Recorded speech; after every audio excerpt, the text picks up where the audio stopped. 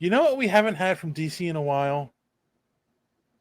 A Anything good reboot of Right. of everything. Oh, it's been 2 minutes. Where's our reboot? Oh, here it comes. You know, Oh wait, real quick. Drew says, this my is daughter John's loves shit, these too. cookie cutter Korean shows that are just mass produced. Even 80s cartoons were considered amazing works of art, but they were mass produced to sell toys. Yeah, but Super legit point. but there were still No, he's people right, behind man. it. Mm-hmm. Yeah. Whatever, man. You ever see Bluey, man? Come on, that's some generic shit right there. It's got to be. Right. Look at Masters of the Universe. You had like what, 2 frames per minute or something? Yes. Oh, but I had every fucking toy. Yeah. 17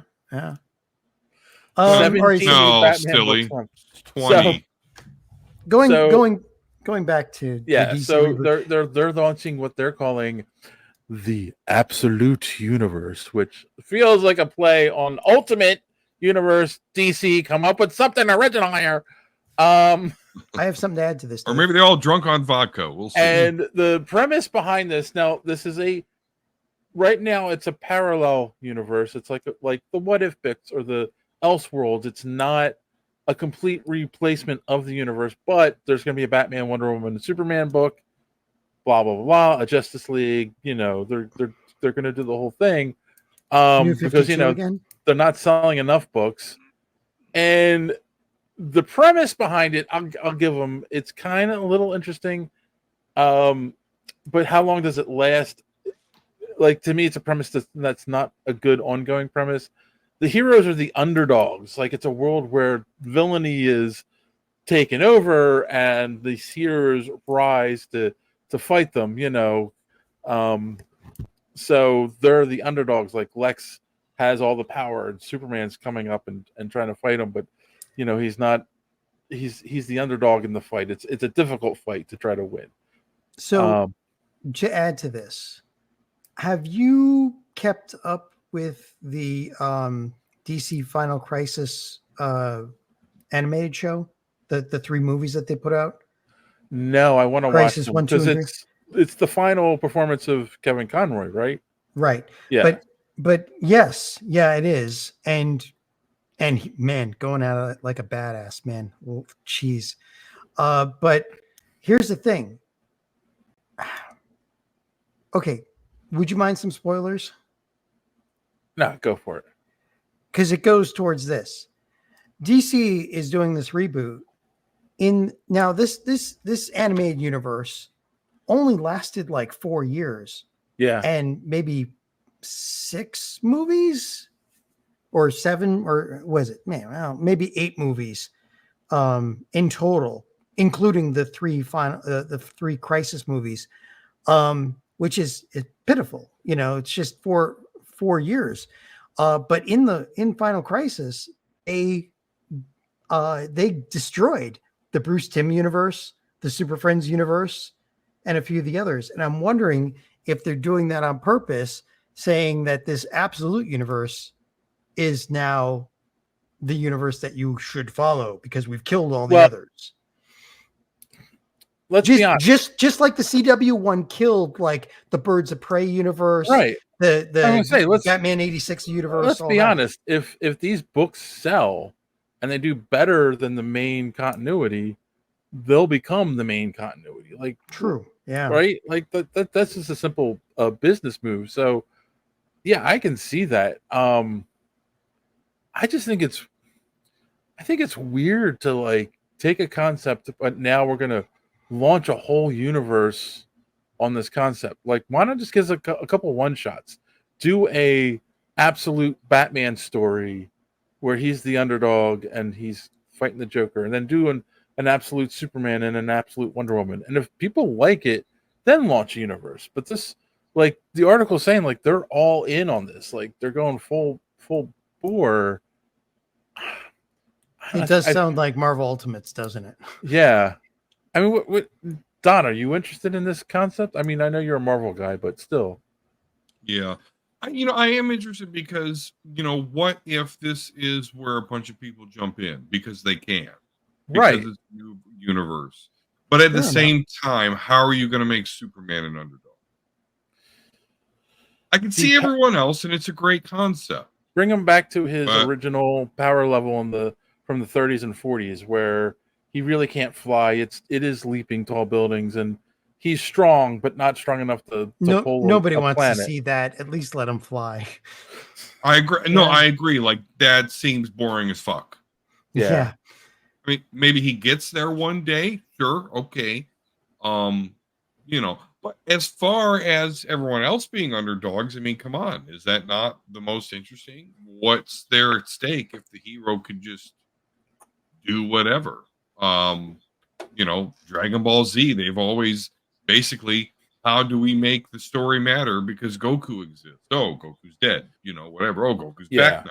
There's this other motherfucker that's like that type powerful. You know, you've got to do that.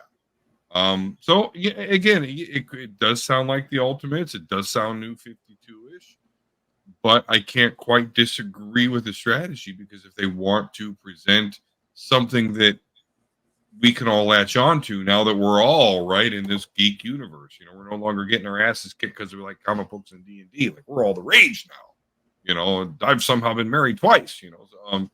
But you know, here we are. It's pop culture. It's the thing.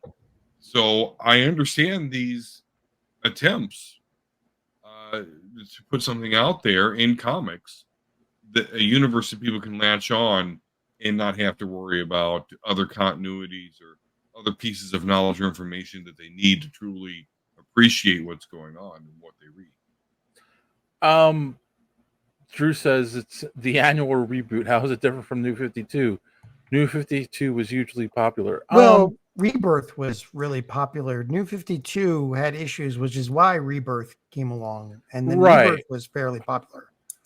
Yes, that's actually what I was about to say.